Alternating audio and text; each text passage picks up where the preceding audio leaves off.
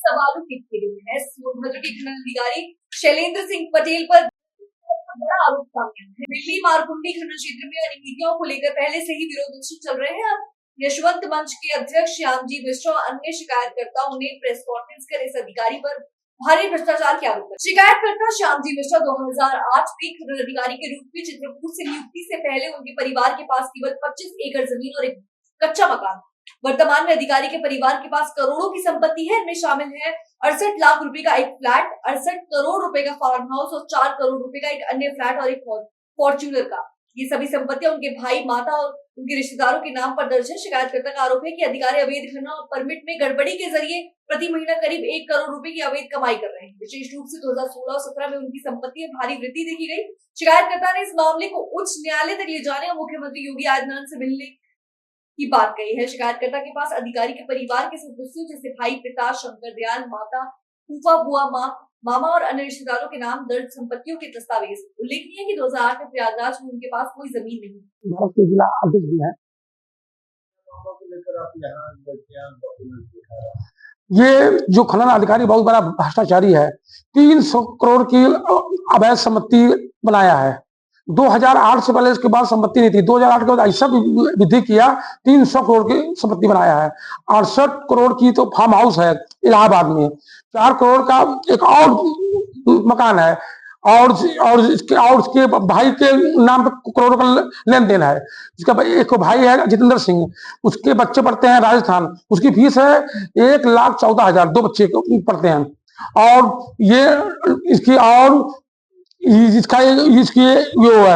इसकी बुआ के नाम पे है, मतलब इसके पूरे खानदान के नाम पे है। और एक भी खरीदा है, फॉर्च्यूनर गाड़ी खरीदा है सेकंड हैंड की, वो भी कैश देके। ये आपके सूत्र क्या है जो आप ये एलिगेशन लगा रहे हैं? मेरे पास उसके पास एक रुपया की पूरा नहीं है। मैंने 500 फोटो कॉपी करवा के एक चीज का हम रखें डिटेल। उनको आपत्ति होगा तो मेरे नाम पे कर मुकदमा, नहीं तो मैं खुद करूंगा उनके नाम पे। जैसा कि आपको आरोप लगा रहे हैं कि उनके परिवार के सदस्य और रिश्तेदार कई लोग जिंदगी जी रहे, जिंदगी तो क्या इसमें सदस्य का ही रोल है का? ये शैलेंद्र पटेल और उनकी पत्नी का 1,83,00,000 का बैंक का वो भी हम रखे हैं लेन देन का। और हम तो यही मांग करेंगे कि योगी जी को बर्खास्त करके संपत्ति को सीज किया जाए और अच्छे काम में लगाया जाए। नहीं होगा तो अभी मैं हाई कोर्ट में डालूंगा PIL और माननीय योगी जी के पास जाऊंगा। सोनभद्र से पहले इनके ऊपर भ्रष्टाचार का आरोप किन जिलों में लगा? इनके बाद चित्रकूट का भी था खनन अधिकारी, शायद बांदा में भी था ये। लेकिन ये जहां भी जाता है भ्रष्टाचार बढ़ जाता है। इनकी पहुंच ऊंची है इसलिए ऐसा करते हैं। हाँ, इनकी पहुंच बहुत ऊंचे तक है। और हाँ, हमारे जैसे लोगों को तो कभी भी हत्या भी करा सकते हैं। खनन कितने हैं खनन अधिकारी? इसकी इनके एक है जौनपुर में है, मिर्जापुर भी खनन है अधिकारी। ये अपनी पूरे रिश्तेदार की नियुक्ति खुद करता है। जैसा कि इनके ऊपर बहुत से एलिगेशन लगाते हैं समाचार पत्रों में या चैनलों में, फिर भी कार्रवाई क्यों नहीं होती? इसकी पहुंच बहुत ऊंची तक है और ज्यादा जो बोलेगा अभी हत्या भी कर सकता है। जबकि खनन विभाग योगी जी के हाथ में है, तो इनकी पहुंच ऊंची कैसे हो जाएगी? योगी जी से ऊपर है। योगी जी तक मामला पहुंच ही नहीं पा रहा है, उनके नीचे तक ही वाले सेटलमेंट कर दे रहे हैं। और हम तो योगी जी से यही मांग करेंगे। मैं खुद जाऊंगा, मिलने भी जाऊंगा, चाहे गोरखपुर में मिलूं या लखनऊ में, कैसे भी मिलूंगा, मैं दूंगा उनकी एक चीज। 500 फोटो कॉपी मैं करवाया हूँ, इसीलिए ये संपत्ति जहां जहां है, क्योंकि हम पूरा 500 का डिटेल आपको नहीं दे पाएंगे इतना पे। जैसा कि आप आरोप लगा रहे हैं, ये किस प्रकार से धन अर्जित करते हैं? ये जहां भी चलता है खदान, उसमें वो हर खदान से 10 लाख, 20 लाख, 25 लाख हर महीना लेता है। परमिट में भी इनका खेला है? परमिट में तो अभी तो कुछ कम हो गया, उससे पहले तो 300 रुपया पर घन मीटर लेता था। इसी कारण गिट्टी कितना महंगा था। गिट्टी बालू सस्ता हुआ, गरीब का मकान पक्का हुआ, योगी जी का नारा था। लेकिन ये नारा को यही फेल किया है। अगर कार्रवाई नहीं होगा तो अगला स्टेप क्या होगा? कार्रवाई नहीं होगा तो हम जाएंगे योगी से मिलने, या 4 दिन लगे, 5 दिन लगे, या गोरखपुर या लखनऊ, जहां मिले, बिना मिले दूंगा नहीं। और उनको पूरा कागज दूंगा कि संपत्ति कहाँ पे है। जैसा कि विभाग योगी जी के पास ही है, क्या वो आपकी सहायता करेंगे इस मामले में? एकदम करेंगे। हमारे योगी जी एक नंबर के ईमानदार व्यक्ति हैं। तो पूरा भरोसा में योगी जी पे है। अगर मान लीजिए किसी कारणवश इनके ऊपर निराधार आरोप बता दिया जाता है और कोई कार्रवाई नहीं होती है, मैं चलिए मैं झूठा आरोप लगा रहा हूँ, ये कागज तो नहीं लगाएगा इंसान। ये मेरा कागज है, हम कागज के बल पर बोल रहे हैं। इसकी जमीन कहाँ है, इसकी मम्मी के नाम पे कितनी है, लेकिन मम्मी के नाम पे भी किया है। बाकी खनन क्षेत्र के लोकल भी आगे उनसे जुड़े होंगे जो उनके हेल्प करते होंगे। हाँ बिल्कुल जुड़े होंगे, और कुछ लोगों का हाथ भी होगा, बड़े ऊंचे लोग। हाँ, हम किसी नाम, हाँ हम नाम के लिए राजनीतिक संरक्षण तो एकदम है, हम नाम नहीं लेंगे। पता चला कि मेरी ही वो एक्सीडेंट में हत्या करा दे, मतलब आपको एक डर भी है? डर क्या है, जीवन का डर नहीं, लेकिन हाँ भाई एक्सीडेंट करवा दे, बोल देगा दुर्घटना हो गया है, फाइल बंद। बताया कि अधिकारी 2008 के बाद से लगभग 300 करोड़ रुपए की संपत्ति जमा। आरोपी अधिकारी के पास 10 करोड़ का एक फार्म हाउस और 4 करोड़ का दूसरा फार्म हाउस है। उन्होंने अपने भाई जितेंद्र सिंह जो राजस्थान में पढ़ते हैं उनके नाम पर भी संपत्तियां रखी।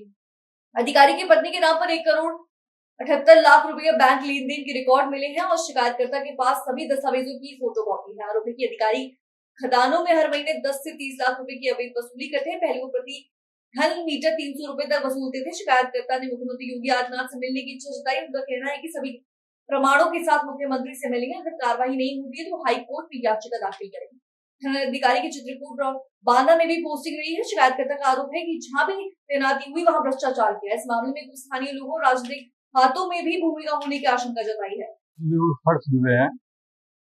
इस मामले को लेकर आप यहाँ पर आए हैं? मैं सोनभद्र के खनन अधिकारी शैलेंद्र सिंह पटेल, जिसकी संपत्ति अवैध संपत्ति के उसमें आया हूँ, और इनकी काफ़ी सारी अवैध संपत्ति है शैलेंद्र सिंह के, जिसके इनके भाई के नाम अवैध संपत्ति। इनके पिताजी का वो है कि 1975 से 2008 में जब ये इनके संपत्ति, पुरानी संपत्ति करीब 25 एकड़ जमीन और एक कच्चा मकान था इनके, और 2008 में जब इनकी नियुक्ति की गई है खनन अधिकारी तौर पर चित्रकूट में, तो क्या नाम है, उसके बाद से इनकी संपत्ति बहुत सारी है, और जिसकी क्या नाम है, इनके माताश्री के नाम करोड़ों संपत्ति है और इनके भाई के नाम करोड़ों संपत्ति है, जिनका इनका क्या नाम है इनके भाई के नाम एक फ्लैट है जिसका कीमत है 68 करोड़ 11 हजार रुपये करीब, और 68 लाख रुपए, और करीब इनके माताश्री के नाम करोड़ों की संपत्ति है, और इनका 68 करोड़ रुपए का एक फार्म हाउस है और 4 करोड़ रुपए का एक फ्लैट है, और इनके नाम पे एक गाड़ी है जो कि फॉर्च्यूनर है, यूपी 90S 0007 करके इनकी गाड़ी है। और इनके मतलब जब ये इनके पिताजी का कहना था कि मेरे पास 1975 से लेकर 2008 तक सिर्फ 25 एकड़ जमीन और एक मकान था। उसके बाद जब इनकी नियुक्ति की गई है तो इनके पास इतना संपत्ति आया कहाँ से? तो आप सीधा सीधा आरोप लगा रहे हैं कि ये अवैध संपत्ति बना रहे हैं? जी, ये अवैध संपत्ति बना रहे हैं, और करीब कम से कम 300 से 400 करोड़ रुपए की अवैध संपत्ति है इनके पास।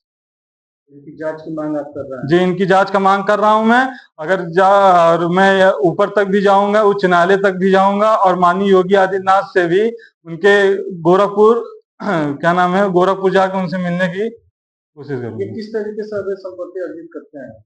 ये अवैध खनन करा के और उसमें परमिट वर्मिट में भी घपला करके ये अवैध संपत्ति करते हैं, और महीने का कम से कम करोड़ों रुपए की इनकी कमाई है यहाँ से। अकेला आदमी इतनी संपत्ति कैसे अर्जित कर सकता है? कोई तो साथ दे रहा होगा। इसमें बहुत बड़े बड़े लोग का हाथ है, जिसका नाम हम नहीं ले सकते हैं, क्योंकि ये सब कुछ भी करा सकते हैं मेरे ऊपर, और मेरा परिवार का एक ही हम वारिस हैं, तो कुछ भी करा सकते हैं मेरे ऊपर, मेरा हत्या भी करवा सकते हैं ये सब। इसलिए मैं इनके ऊपर आपको इनसे ये भी डर है कि आपका ये हत्या करा सकते हैं या दुर्घटना में करा सकते हैं? जी जरूर, ये सब देखिए, एक तरह से भले खनन अधिकारी हैं लेकिन ये माफिया से कम नहीं है।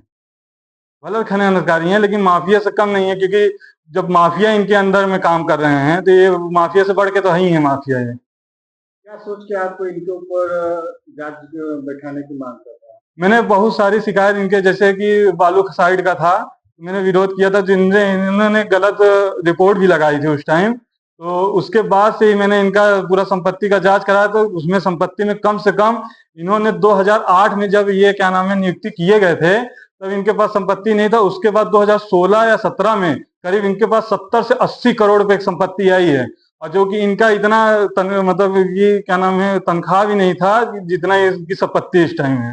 मतलब जितना तनख्वाह है उसकी अपेक्षा ये ज्यादा लग्जरी जीवन जी रहा है। जी जी जी और जरूर। अपने परिवार वालों को भी ये अपने हिसाब से चलाते हैं। जी जरूर। अगला स्टैंड क्या होगा आपका? न्यायालय जाएंगे? जी उच्च न्यायालय तक मैं जाऊंगा और इनके खिलाफ PIL दाखिल भी करूंगा, जिसको याचिका बोलते हैं। और मैं योगी जी के पास भी जाऊंगा, उनके वहां पे क्या ना जनता दरबार में उनसे मिलूंगा, और वहां पे ये सारे जितने भी कागज हैं ये आप खुद दे सकते हैं कि ये सब पूरे उनके भाई पिता शंकर दयाल और इनके फूफा बुआ और जितने भी पिताजी मामा के लड़के के और पिताजी के मामा के लड़के बंसीलाल, मतलब ये सब जितने भी हैं, माता के नाम पूरा संपत्ति, मतलब इनकी बुआ जी जो हैं वो मध्य प्रदेश में रहती हैं, और 2008 के पहले उन्होंने एक भी जमीन जनपद प्रयागराज में बारह में नहीं लिया। लेकिन 2008 के बाद संपत्ति यहाँ पे आके इनके जितने भी मतलब रिश्तेदार परिवार हैं सब बारह में आके संपत्ति लिए हैं। इनके ऊपर कोई राजनीतिक संरक्षण भी है? इनके ऊपर राजनीतिक बहुत संरक्षण है, अब उसमें क्या ही बताएं हम।